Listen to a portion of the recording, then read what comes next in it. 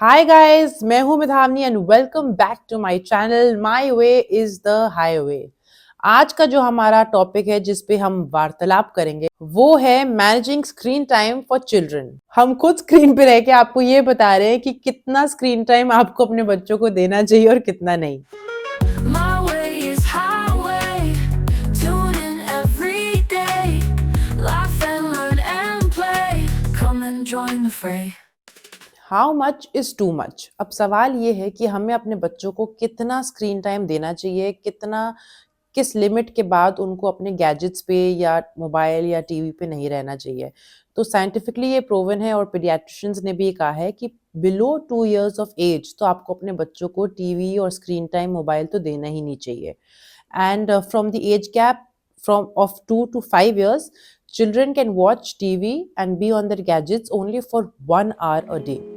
But हम लोग क्या कर रहे हैं, बिकॉज मदर वर्किंग है या उनको किचन में जाके खाना बनाना है या फिर वो खुद इतनी आलसी हैं कि उनको बच्चों को एंटरटेन करके नहीं रखना है और फ़ोन पे बात करनी है, फ्रेंड से बात करनी है, रिलेटिव से बात करनी है, तो बच्चे को बिजी रखने के लिए माँ जो है फ़ोन पकड़ा देती है और हम सब ये करते हैं, मैं भी ये कर चुकी हूँ।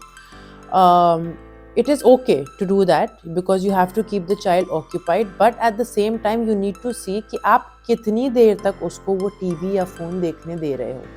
अगर आपने बच्चे को 3 घंटे 2 घंटे एट अ स्ट्रेच 4 घंटे एट अ स्ट्रेच टीवी के सामने ही बैठा के रख दिया है, तो मतलब वो क्या देख रहा है, वो क्या सीख रहा है ब्रेन के लिए, उसकी आईसाइट के लिए, उसकी ग्रोथ के लिए, ये हम लोग नहीं सोचते।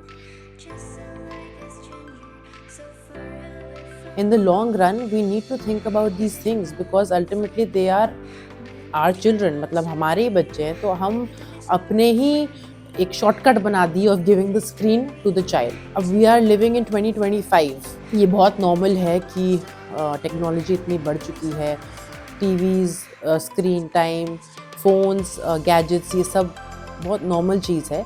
माई ओनली रिकमेंडेशन इज़ कि आप कुछ भी अपने बच्चे को दें तो उसको एक टाइम बांध के दें, ठीक है। जैसे फॉर एग्जांपल मेरे जो बच्चे हैं उनको शाम को, this is I am talking about a normal routine, school routine, उनको शाम को अप्रॉक्सीमेटली 40-45 मिनट्स के लिए टीवी देखने को मिलता है एंड कुछ 15-20 मिनट उनको टीवी देखने को मिलता है once they are back from school after their lunch. So in total अगर हम देखा जाए तो in total they get a screen time of about 1 hour 15 minutes approximately. At the same time जब हॉलीडेज़ हो जाती हैं तो बच्चे टीवी के सामने ग्लूड रहते हैं। हमको भी नहीं समझ में आता कि हम उनके साथ क्या करें, हॉलीडे होमवर्क कराएं, उसके बाद what next, after that what, park भेज दें, उसके बाद क्या। तो उनका स्क्रीन टाइम जो है वो ऑटोमेटिकली बढ़ जाता है ड्यूरिंग वेकेशंस।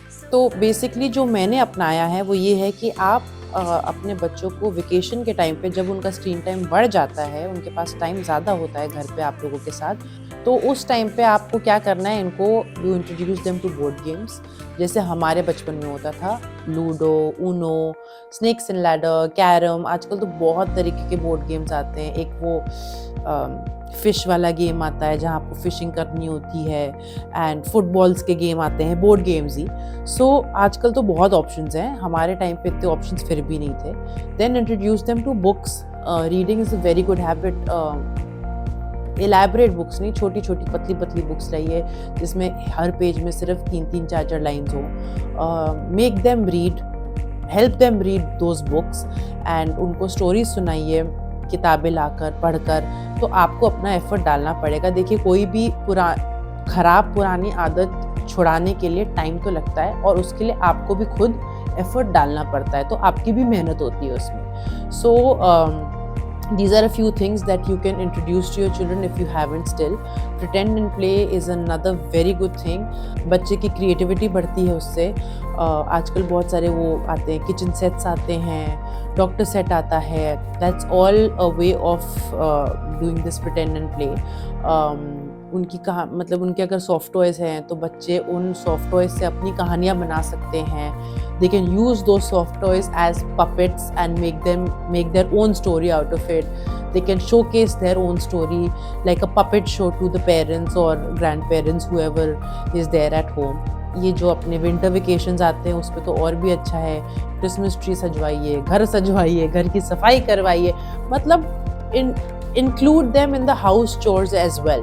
किस तरीके से आपको क्लीनिंग करनी है, टेबल ले करना है, अपने टॉयज़ कैसे साफ़ करने हैं, डस्टर कपड़ा पकड़ा दीजिए नया साफ़, ताकि इन्फेक्शन भी ना हो, और उनको बोलो आज आपको अपने कमरे की डस्टिंग करनी है, या अपने सारे टॉयज़ निकालो और उनको क्लीन करो, साफ़ करो अच्छे से गीले कपड़े से।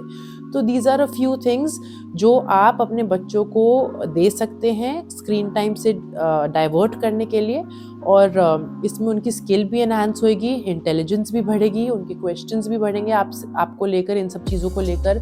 they'll become more inquisitive, and it's a good way to keep them engaged. Role of parents in leading by example.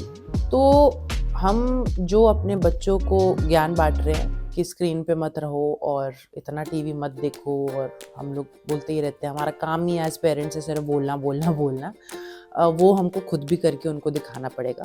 और इसका मतलब ये है कि हम जितना टीवी देख रहे हैं या हम जितना अपने फ़ोन पे हैं, स्क्रॉल कर रहे हैं, सोशल मीडिया, इंस्टाग्राम, ये सब वो बच्चे ये सब कैच करते हैं। वो ये देख रहे हैं कि आप कितना टीवी देखते हो और आप कितना खुद फ़ोन पे रहते हो। जितना हो सके उतना आप कम अपने बच्चों के सामने फ़ोन और टीवी पे रहिए, इट विल बी बेटर। तो ये जो हैबिट है जो हम इनके अंदर कोशिश कर रहे हैं डेवलप करने की, of less of screen time and watching TV in a limited time period, ये सब वो आप ही को देख के सीखेंगे। और मैं ये बात जानती हूँ कि आजकल की लाइफ में बहुत स्ट्रेस है, it's a very stressful life for all of us, and हम लोग वो स्ट्रेस से निकलने के लिए या अपना माइंड डाइवर्ट करने के लिए फ़ोन में घुस जाते हैं या कोई मूवी लगा लेते हैं या टीवी देखने लग जाते हैं।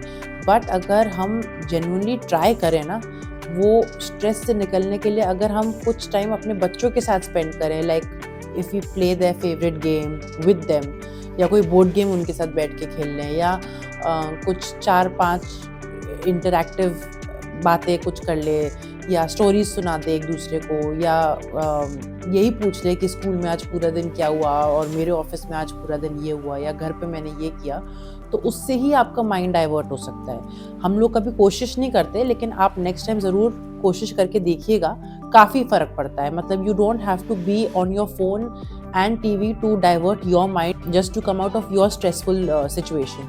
दी other way is also by spending time with your children, आपका स्ट्रेस आप देखना इंस्टेंटली चला जाता है। और बच्चों के साथ एक बहुत अच्छी चीज़ ये है कि अगर आपके घर में बच्चे हैं तो वो आपको एक मूड में बहुत टाइम तक रहने भी नहीं देते।